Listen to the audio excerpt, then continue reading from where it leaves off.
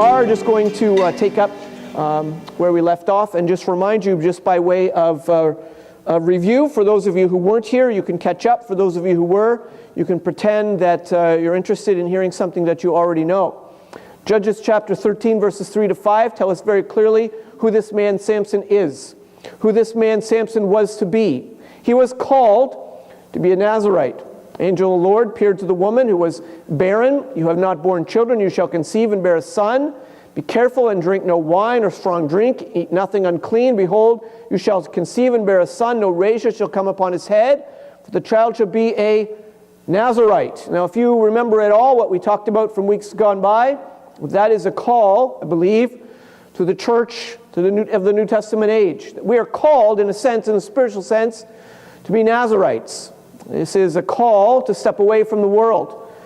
This call, this Nazirite vow, was threefold, as you remember from looking at this last week if you were here. It is a call to put away all strong drink, to leave aside, metaphorically speaking, the things of this world. This world and all that it offers us, in a sense, is intoxicating to us. There is an alluring about it. There is something that takes over our minds. And we need to remember that, in a sense, this world is not our home, and that we need to put our focus elsewhere. There is an outward sign of devotion in the not cutting of your hair. Not literally, physically growing your hair, but knowing that, in a sense, you stand apart from the rest of the world. And we do not touch the dead. That is not necessarily physically dead, but anything that brings us no spiritual life or no spiritual help is of no value to us. Why are we handling these things? They ultimately oftentimes just do nothing but corrupt us. The reason I point out these things to you is because they'll come into play, even though it's a bit of review, they come into play as we go. I don't know if you heard in the news this past April, it was a little bit, caught the attention of the world, kind of a funny thing took place in New York City. There was a man on the streets who was eating from a garbage can, as homeless people do. And there was a passerby, she was a tourist actually, and she happened to notice this man doing what he was doing. She had just come from a restaurant, and her family had had pizza, and they had eaten their fill, and they had had leftover pizza. She saw this man eating out of the garbage, and she came to him, and she handed this man her supper. She passed it on, and made a little comment about, this is food, and explained who she was, tourist from Paris, and this and that. And he said, "Thank you, ma'am. God bless you." Now, you might think it's kind of quirky that I would actually have photos of that actual event, because it was just a passing thing. But little did this woman know that this was actually Richard Gere, in character, Hollywood actor. He's worth about $100 million. And he was preparing for a role and actually had gone out to live on the streets and learned what it was like. Now, I only point that out to you, and I hope you don't get distracted by my illustration in any way, because I think there's some measure to which you and I, as believers, do the very same thing. We have, within our ability, within our Christian experience, we have a depth about us and a richness about our lives because of Christ in us that we so often neglect. And we as Christians even neglect the wealth and the riches of the Spirit of God in our lives. And we live as if we're homeless people, looking in the garbage cans of this world for something that will really satisfy us. The truth of the matter is, it's not who we are. We have a source within the Spirit of God who is in us that is richer, that is greater. And we need to first and foremost set aside in our own hearts a determination that Christ in us is Lord, that the world has no advantage to us, that it is behind us and we tie our strings to it. Well, this spirit of compromise, this constant calling and being drawn back to the world is what we see continually in Samson's life. You know that he has this outward veneer of being actually serious about being a Nazirite. You know that he has in his head, from being raised of being a Nazirite, what it looks like to be a Nazirite. But we know from looking at him that he's really all about compromise. That he has all the outward appearance of something, but inwardly he's not. And that is all too true of us. We can go through the motions in some measure to think that somehow we're committed on some level. But the truth, when push comes to shove, who we really are in our hearts, is really all about compromise. I want to show you 3 areas where he compromises: with a Philistine, with a vineyard, with a carcass. Seem rather obvious to us, but we'll look at these. This is something that we talked about last week. It's not a surprise to us. You already know this from what we've covered already in in chapter 14, verse 1 of the book of Judges. Samson went down to Timnah, that's a Philistine city. And at Timnah he saw one of the daughters of the Philistines. And he came up and told his father and mother, I saw one of the daughters of the Philistines at Timnah. Now get her for me as my wife. We read that text already. You see what's going on there. All he's responding to is not what he knows he should be doing, but what his heart wants, because what his eyes see. Can I just remind you that that is exactly the way the Philistines still behave today? They will tell you that the only thing that matters for you in this life is that you are happy. And all that you're really looking for is whatever you can find that will make you happy, and it doesn't matter what it is. And if you find yourself in the middle of a marriage that's not making you happy, then really the best thing that you need to be true to you. You need to walk away from the marriage and get on with your life and find something that makes you happy. We are taught this from our childhood on, when it is Prince Charming that comes, and what happens at the end? They live happily ever after. What a happy story. That's all that we're trying to do. And the Philistines have been preaching that mantra to us our entire lives, and raised many of us with that kind of thinking, that all that matters is that you are happy.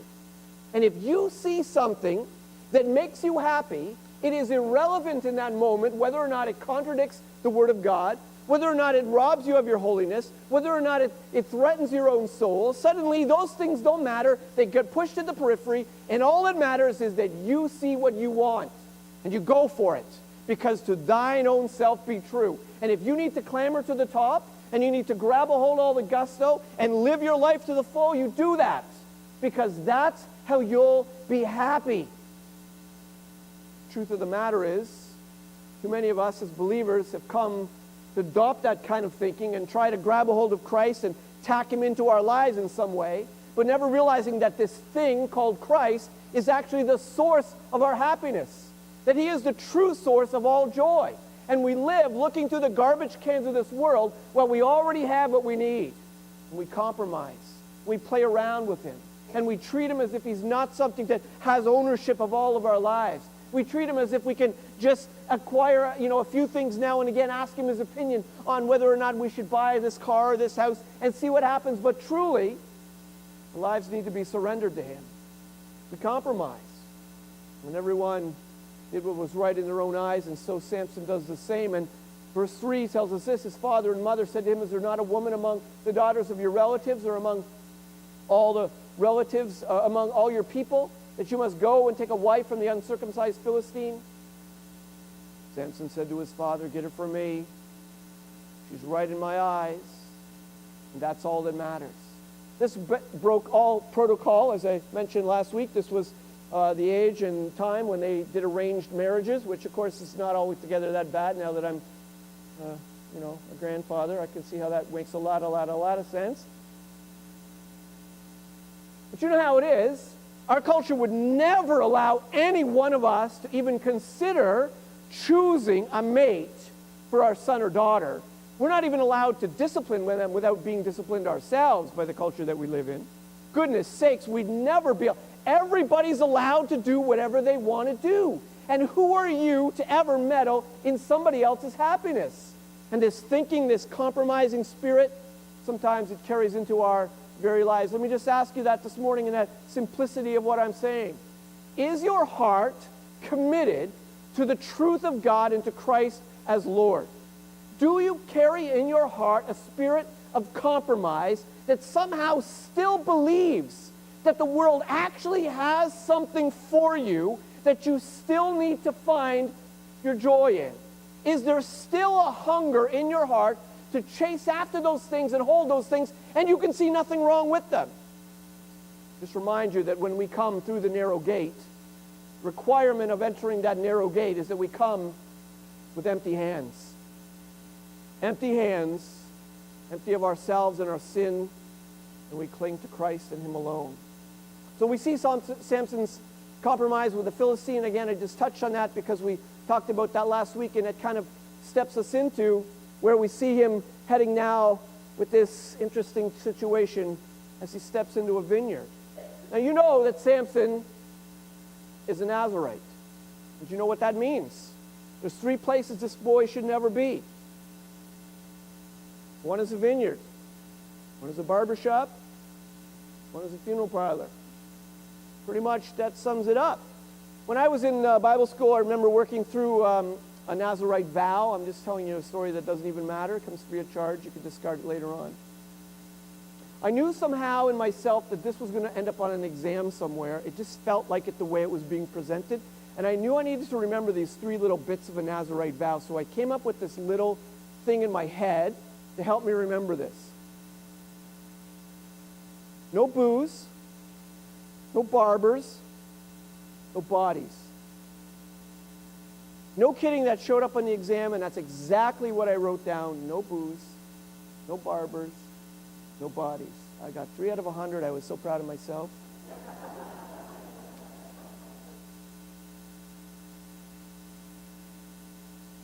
Do you know, this boy, he should not be going into a vineyard. He should not be going near anything to do with grapes. But he's already showed that he's outwardly looking like one thing, but his heart has a spirit of compromise. There is something in him that's really not concerned about taking God seriously. Yeah, you go to church on a Sunday. Yeah, I know you're supposed to read your Bible. Yeah, I know that you're supposed to be kind to your neighbor and do other nice things to other people. I get all that. But the truth of the matter is, I'm in charge of my life. I do what I want to do. The truth of the matter is, I really am not going to be committed and surrendered and give it all up.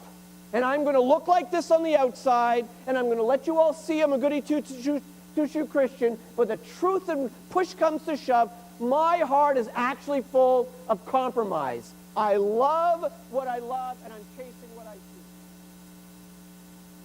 Compromise was throughout Samson's life, and so we see that when it comes to exactly what he did. Samson went down with his father and mother to Timnah, verse 5 of Judges 14, and they came to the vineyards of Timnah. Now, we don't know, I just got to tell you this, if you read the text through, it's somewhat a little bit confusing in some level. It almost on the surface looks like it's contradicting itself. It clearly isn't. He's with his parents, and in a few minutes he's not with his parents, but we're not told how they separated or what took place or how that happened. And if you read it just clearly, just telling you that, so when you read the text, it's sometimes you feel like there's something missing. There is.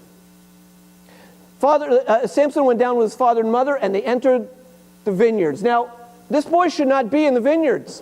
Why would he choose, when he gets down there, to see this thing and go after this thing? Why? Because in his own heart, he knows already he doesn't really care about his Nazarite vow.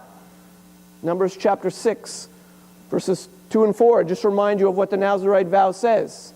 Speak to the people of Israel and say to them, when either a man or a woman makes a special vow, a vow of a Nazarite to separate himself to the Lord, he shall separate himself from wine and strong drink. Listen to how restricted this is. He shall drink no vinegar made from wine or strong drink. He shall not drink any juice from the grapes or eat grapes, fresh or dried.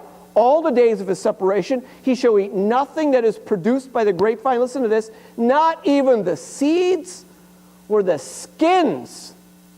Are you kidding me? What's the big deal? So you get a little grapeseed oil in your pasta or whatever's going on. What's the big deal? You're not allowed to have seeds or skins. Come on. You're going to be that nitpicky about the thing?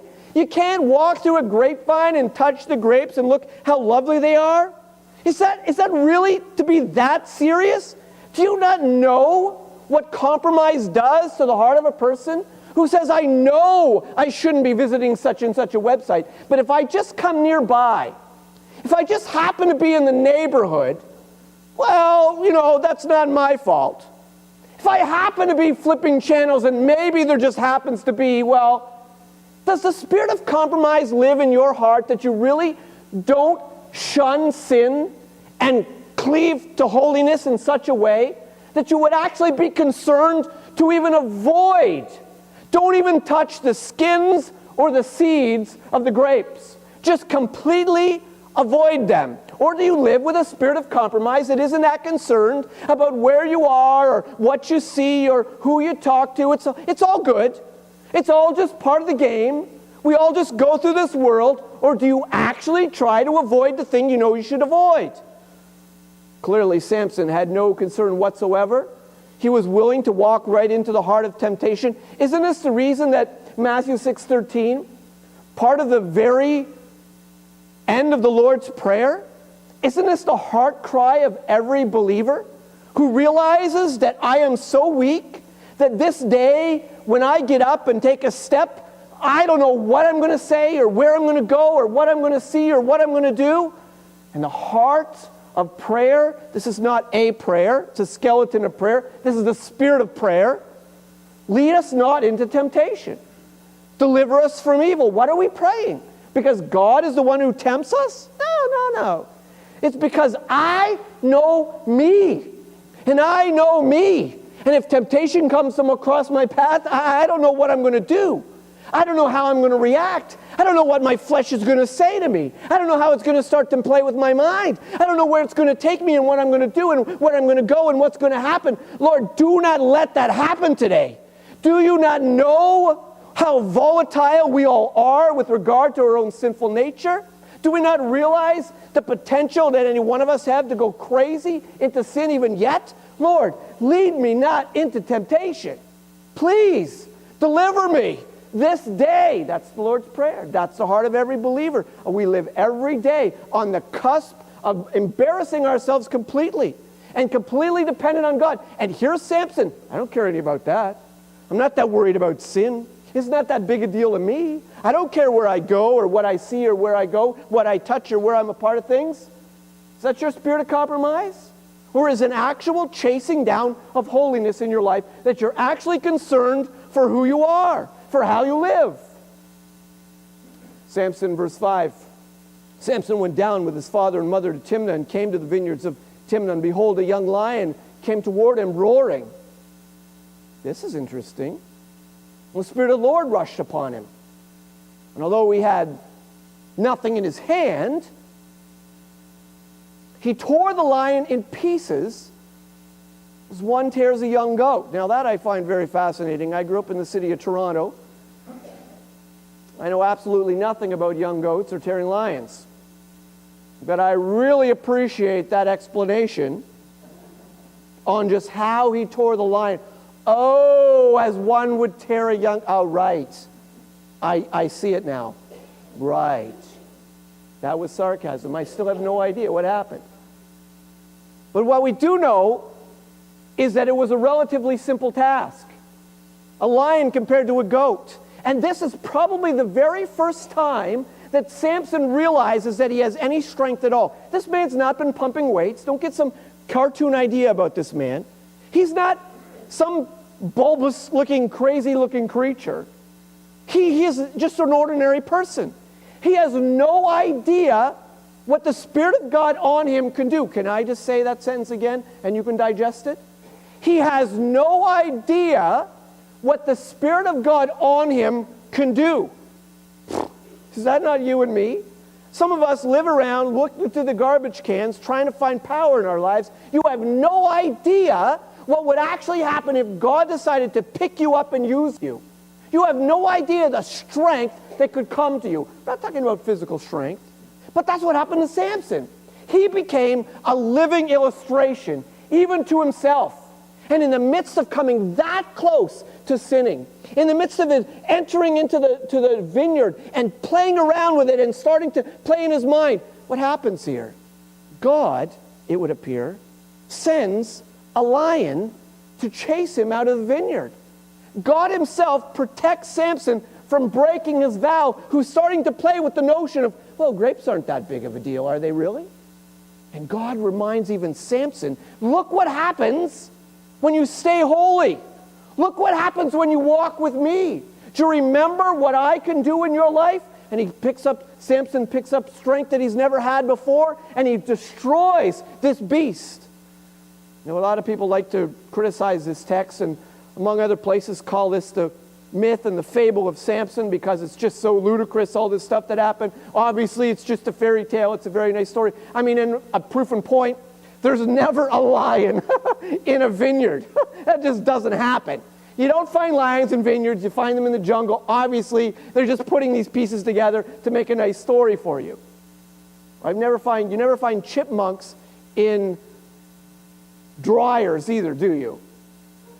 Never. You never go to get your clothes out of the dryer and find a chipmunk in there until it happens to you. You'd never find, say, a rat in your car engine, would you? Never. Could never happen. Until the day you're changing your oil and you realize there's something living inside your engine in the barn that was sitting there. It could never happen that you would find something that doesn't fit together. This is exactly what took place, because this is what God did to keep Samson from breaking his vow. I told you a story some time ago. I'm going to repeat myself.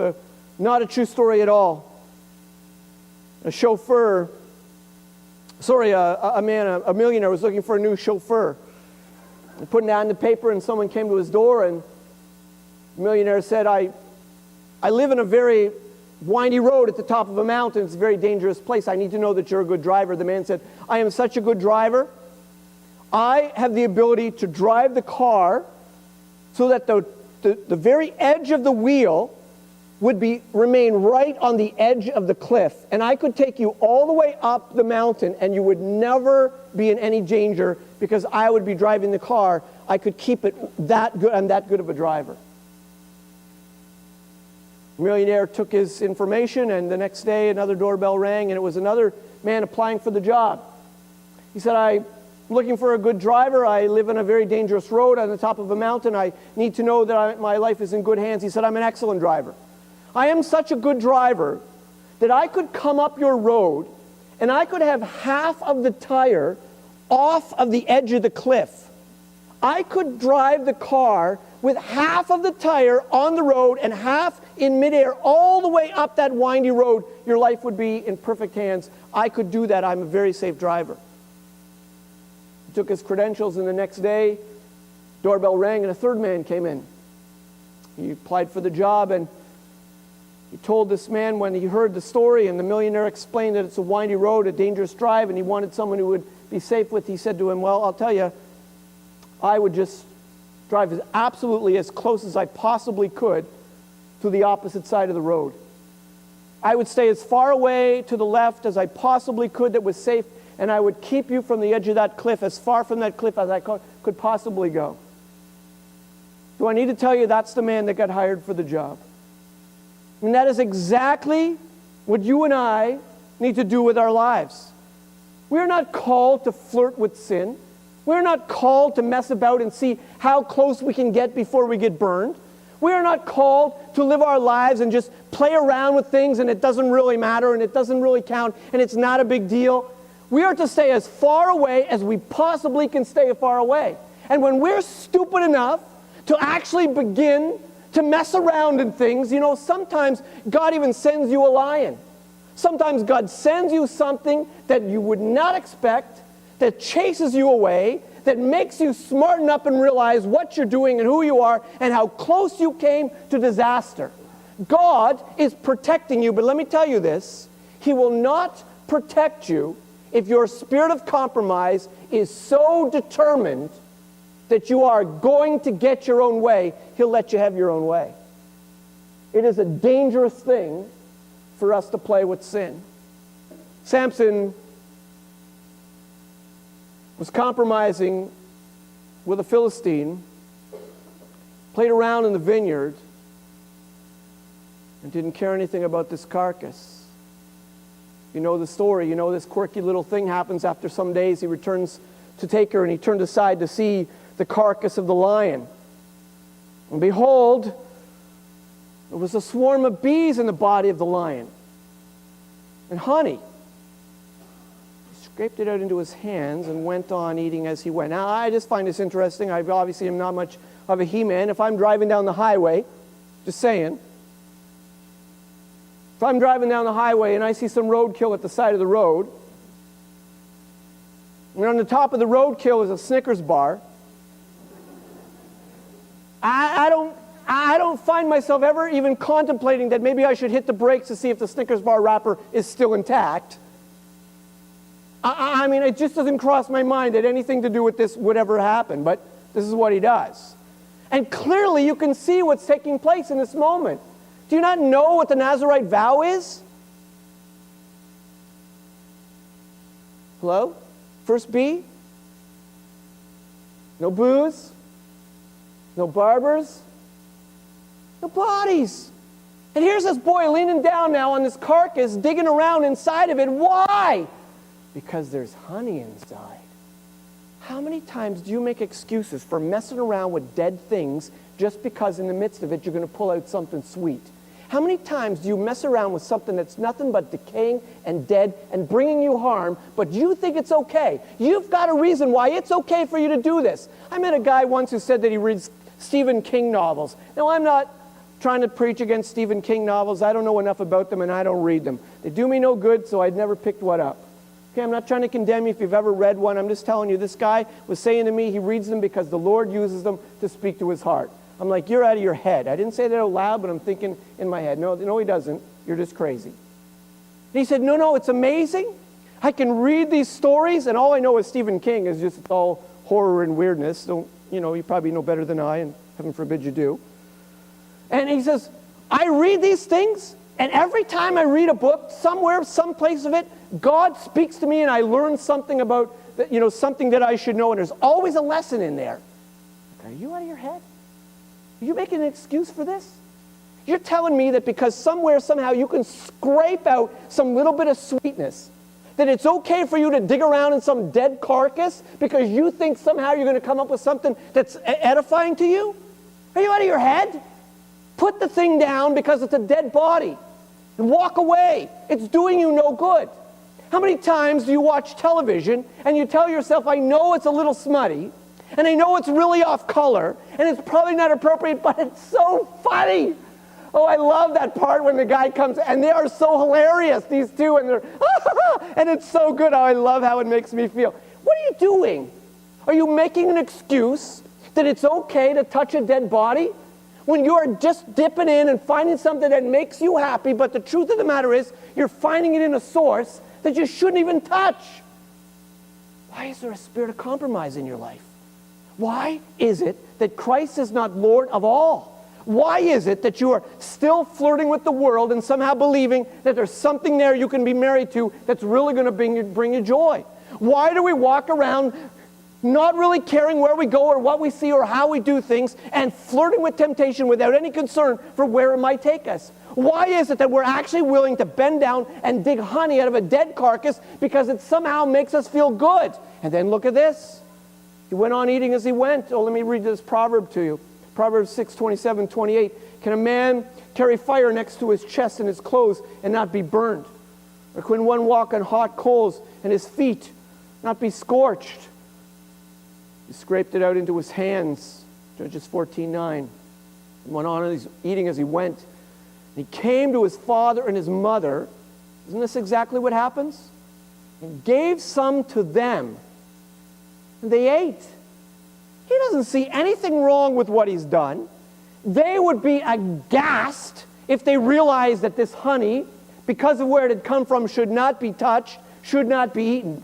But he doesn't see anything wrong with it. He is so willing to just roll with it that he now comes along and offers the honey to his very parents who have raised him to be a Nazirite. I mean, some of us are so foolish. We have no idea the junk that we have in our hearts, in our minds, and we just pass it on to everybody else like we've just found some great feast. He did not tell them that he'd scraped the honey from the carcass of the lion. Do you think? Because Samson's spirit, his attitude, was nothing but compromise. Let me ask you this morning, just as we come to the Lord's table. We're gathering around the table this morning. It's a perfect opportunity for us to make our own hearts right. Do you live with a spirit of compromise that really doesn't take Christ seriously? He's really not Lord of all parts of your life. You've got little parts inside somewhere. It's okay, but this aspect of my life, this hobby that I have, he's not going to get a hold of that. This thing that I do, it's none of his business, and that's fine, that's my thing. It makes me happy, and it's got nothing to do with God, and Christ doesn't have control of this. And you somehow play this little game, and somehow you don't see any danger in it. You're willing to reach down even into a carcass of a dead thing and pull out honey. You have no concern for your own soul. There's no thought in your head that you have been handling things that have made you corrupt, and now you're weak as any man. You have no power in your life, no strength to press on. You have no sense of the Spirit of God that would take you up and use you. You don't know what it is to be a witness for Christ. You have complete fear of speaking of Him in a public place. You would never bow your head in a restaurant to say grace, let alone actually talk to somebody. You have no ability whatsoever. That's the pastor's job. That's somebody else. You know nothing of what it is to be filled with the Spirit, to be controlled by the Spirit, to be governed by the Spirit. You know what it is to be controlled by you. You know what it is to have you in control of you. You know what it is to live for self. You know what it is to enjoy everything that you see with your eyes. Is that you? Can I just tell you this morning, that's exactly why we can come to the table and receive fresh grace. We can come to this table this morning and take these elements and ask for forgiveness and plead that we would have a pure heart, a right attitude, and truly, genuinely, if we're willing to confess our sin and turn from our sin and be genuinely repentant of our sin, do you know what happens? The Spirit of God fills us. I don't mean indwells us. That's already happened at our new birth. I mean He fills us. He takes control of that area of your life that you've never had control over, and that temptation you've never been able to defeat. Suddenly you've got victory over it. Suddenly you've got power in your life. Suddenly these things that were conquering you, you're conquering them. Where does that come from? It comes from a heart that is not compromised. It comes from a heart that is committed and surrendered to Christ.